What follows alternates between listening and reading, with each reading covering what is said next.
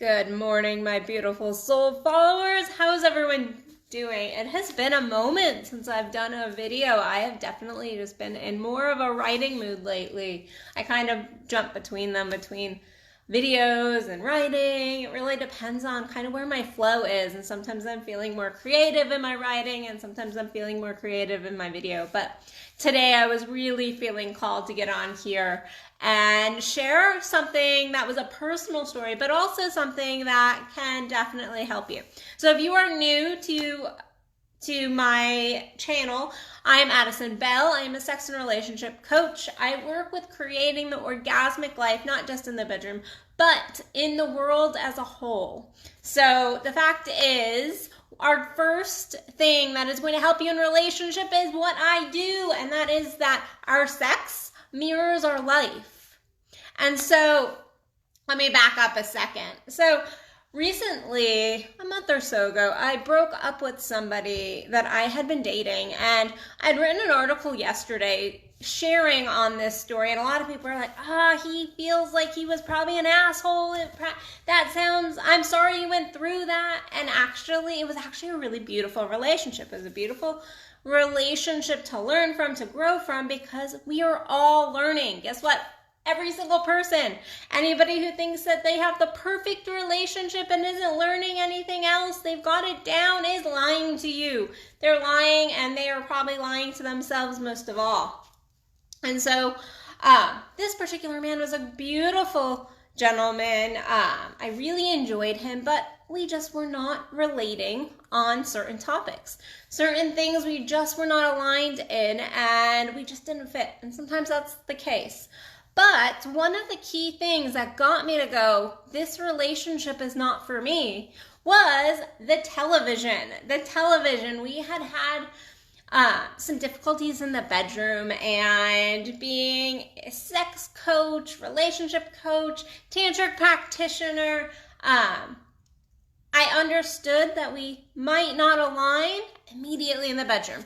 But the fact is, in our bedrooms, we can really help our partners learn us, expand. We don't always have to have this volcanic, beautiful moment every single time we have sex. We're growing, we're expanding, we're learning each other's bodies, especially at the very beginning of a relationship. It is key. And to expect people to be perfect at the beginning of the relationship is not going to work for you. It's not going to work for you. And so anyway, we had some difficulties in the bedroom, and then I started noticing a lack of inquiry, a little bit of an inquiry. My business is my life. It is who I am. And so I started to recognize a lack of inquiry. But then we came to the television, the TV. I don't really like TV. I'm not a huge TV person. Occasionally I'll watch a show, but it is rare and few and far in between. He liked TV. He enjoyed it. And so I was like, okay, we can sit and snuggle. And there had been a movie. It was that movie, Redeeming Love. It's a Christian movie, but it has some really good growth points to talk about with, the masculine and the feminine dynamic, and, how trauma really impacts our life and relationships moving forwards. So I thought it would be a great movie to watch, and I suggested it multiple times, and he refused, and he didn't want to talk and communicate and kind of to help decide what to watch. And this was actually a breaking point for me. This was a breaking point for me in the relationship. Not because I'm a brat and want to watch what I want to watch, but it showed me that he wanted somebody by his side in a relationship, but he did not want a partnership, which is not what I'm wanting. It's not what I'm wanting for my world moving forward. But it really brought up all these other elements, because at the beginning of the relationship, he told me over and over again, and even when we were breaking up, about how giving he is and how he tries to do everything he can for his partner. And I remember asking him, is that true? Is that true? So let's go into our 3 points that will help you have better relationship, and to really dive in, whether your relationship has been for 50 years or you're brand new dating somebody. These are all things that we all need to look at in our relationships. Number one, our sex, like I said, mirrors our life. And so, like I said, we struggled in the bedroom at first. We were still really learning each other. But that he actually, I found that he ended up being somewhat selfish in the bedroom. And then I started looking at our life as a whole. And I was like, wow, he has some selfish tendencies. The television, choosing what we're going to watch, it's a selfish tendency. Not really inquiring about the things I want to talk about or the things that I'm interested in. Also, a lack of interest and a selfishness in a relationship. And so I started to see how our sex was truly mirroring our relationship as a whole. If you're struggling in the bedroom, most likely, I can talk today, most likely you're also struggling in some other area of your relationship, whether that's communication, whether that's dropping in. Trust is a massive one I see in my practice with people. So they are struggling in the bedroom because they are struggling with trust in general in the relationships. I cannot tell you how many people I work with on trust, because this is a huge piece to a good bedroom. And so if you're struggling in one area or the other, you need to look. So if you're struggling in your life, but you really need to look at where you're struggling in your bedroom as well. And so these are total mirrors of each other. So I want you to really take a second and think about your romantic relationship or the person you're dating, whoever it might be, and really look at how is our sexual life really mirroring our life as a whole, or vice versa, how is our life really mirroring into our bedroom, and what do we need to deal with out here that could help this over here. So that's number one. Number two, living up to what you claim. Living up to what you claim. So you see this in relationships. People like to self-identify in one way or the other. And they'll go, I am giving, I am empathetic, I am caring, and they hold that. But what ends up happening is it becomes a shell, and they don't actually live that out. That has become something that they have owned at some level, but then they get lazy with it.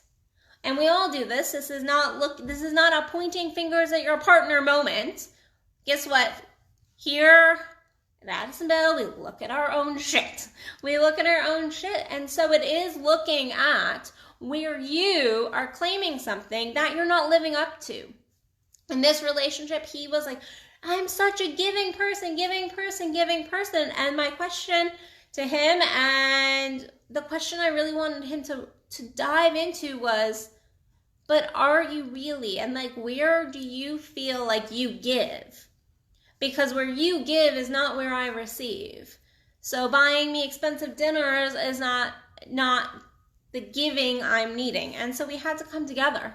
And so looking at your partner and going, okay, what are you, this is what I'm claiming. Is this what I'm really stepping into? Is this really what I'm stepping into? And I've even seen this in friendships. For years would be like, I'm an amazing listener. I still have people in my life that will say, you're an amazing listener. You can really sit and you're a hardcore listener. I know that shocks you as a coach to be a good listener. But there was a while, about a year or two ago, I noticed that I had gotten lazy on my listening with those closest to me. I stopped listening because I was like, no, I'm a good listener. I don't have to focus in on that anymore. I'm a great listener. And so doing these checks of how we're labeling ourselves is really important. And then asking the hard questions of our partners. If our partner's like, no, I'm giving. I'm a giver. I'm an empath. Whatever it might be, I don't know. I'm trying to think of another example, but you get my drift. To look at your partner and go, this is not what I'm feeling from you, though. Potentially, what is being intended and what is being received are coming in totally different. Because like I said, this guy that I was dating really thought he was a giver, but what he wanted to give was money elements, and that was not where I wanted to receive. That did not feel like giving to me. It felt kind of like buying me off, and that's not how I roll. That's not how I roll. And so it is interesting topic to get into with a partner and go, okay, how am I labeling myself, and how do you actually feel that I am, and trying to really see if those connect, because it will expand your relationship if you both can get on the same kind of page for, here's how I label myself, but here's how I'm actually being received. It is eye-opening, and it is so much beautiful growth. So much beautiful growth. Even if you're not going to be with that partner forever, even if you're in the beginning of a dating relationship, to really have these hard conversations is essential. They are so, so essential. And then that gets us to our third idea for the day. And that is our nonverbals. Our nonverbals. The things that are not directly communicated. I remember when we had this conversation with this particular gentleman of, I think that this isn't working anymore. I love you, I appreciate you, but this is just not working. He was shocked. He was like, this is coming out of left field. And it kind of made me chuckle because it showed the other 2 points to me of like, wow, you're not really present. You're not conscious. You're saying you're listening. You're saying you're conscious. You're saying you're a giver. But this is, the fact that you didn't pick up on any of this is surprising to me as much as it is surprising to you that I am breaking up with you right now. Because our nonverbals, the things we don't directly communicate, are still communication. Now, don't get me wrong, direct communication is very important. It is very important. Number one, can you deal with direct communication? Because a lot of people say, you should directly communicate with me, but they don't actually directly want that. They don't want that direct communication. It is too confrontational. So you have to ask yourself, am I even open to direct communication?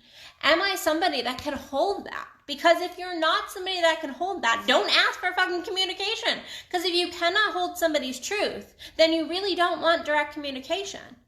You want somebody to communicate how you want them to communicate, and in the exact way. If you want communication, be ready for communication.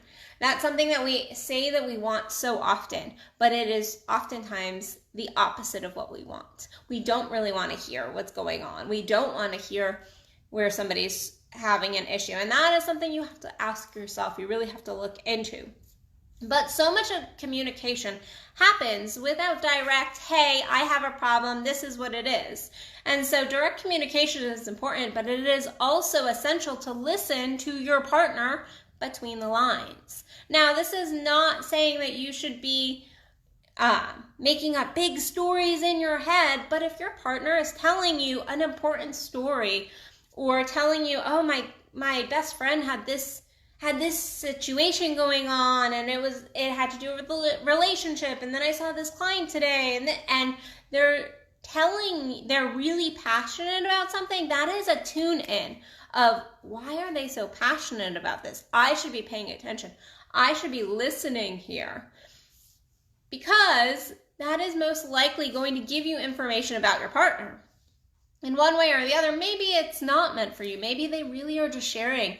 But if somebody is passionate about something, there's most likely something in that you should be paying attention to, because they're trying to communicate something to you in those moments. Paying attention to people's energy. Yes, and I know I hear a lot of times, actually from you guys, no, not everybody's good at that. You can tune into someone's energy. You can tune into if someone's unhappy. You can tune into those things. You just have to try. You have to try. I'm actually over the excuse of, I'm not good at that energy shit. Well, guess what? We all can be good at the energy shit. We all can walk into a room and read the room. We all can tune into someone's body language. We can all tune into somebody's tone and cadence and how their facial expression looks. It just takes a little bit of effort, and it takes you actually caring enough to tune into that. Now, we miss things all the time because guess what? Nonverbal communication or kind of passive communication, which is happening all the time, can be a lot to take in. However, it is important to really tune into your partner, and also, not only that, but tune into what you're giving. What you're giving, what your body is saying, what your communication is saying, what your tone of voice is saying. I catch myself all the time sharing something and going, wow, my tone is off here, and that's probably giving this other person this vibe when really it should have this energy over here. And so paying attention to yourself. And then when you hear your partner really passionate about something or sharing a story, especially women, we are great about sharing stories. Okay, we're storytellers by nature. And so if your partner continues to tell you stories along the same lines, this is a beautiful time, men particularly, but women too, to ask your partner, is there something in these stories that I should be paying attention to? Is there something in this that's really important that I should be taking from this? I should know that you think is important for me to pay attention to. It's a simple question, and they might be like, no, I'm just sharing because, I am sharing what's going on in my life, and that's awesome. It's like, well, I care about you, so I want to know what's going on in your life. But maybe it's, yeah, I've been sharing on, on this topic of feeling like unseen from news stories I've heard to my friends to, how I'm feeling at work. And yeah, you should know that right now I'm feeling unseen. And here's how this is relating to us. So I know it sounds like a lot of work, but it really is just getting present most of the time. Most of the time, it's not doing all this, okay, I have to figure this out and be psychic, because none of us are psychic in what exactly is happening in someone else's brain. It is about tuning in and paying attention to your partner and asking me questions. It's not an assumption of, oh, they came in the room and they feel snappy, so they must be angry at me. That is not what we're going for. We're going in for the inquiry of, hey, you seem a little upset. Is anything going on? Those inquiry moments. So, communicate, inquire, pay attention to those nonverbals. Look at how your sex is really mirroring the rest of your life and vice versa. And then start living up to what you claim. Have these aspirational aspects of self, your best self, and where do you need to start stepping up your game in that department?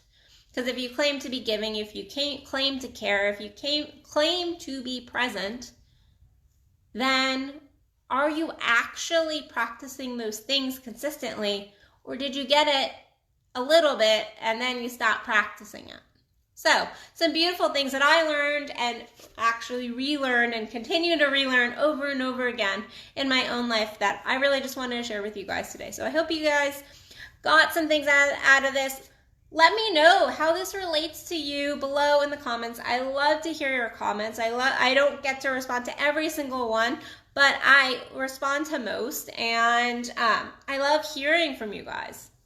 On a separate note, I, of course, always am offering individual sessions, group sessions, workshops. I have so much going on at AB Coaching, so head over to addisonbell.net and check me out. I have a brand new website actually up, and so go check out the site. And if you're interested, I have some spring specials going on for those of you who live close. If you don't live close, then I also do virtual sessions as well. So I hope you all have an amazing rest of your day. Go live that orgasmic life, guys. You are worth it, and you are worth that beautiful relationship. But that beautiful relationship first takes us paying attention to our own shiz. So go do that, and I will see you guys soon for another Addison Unleashed. Bye.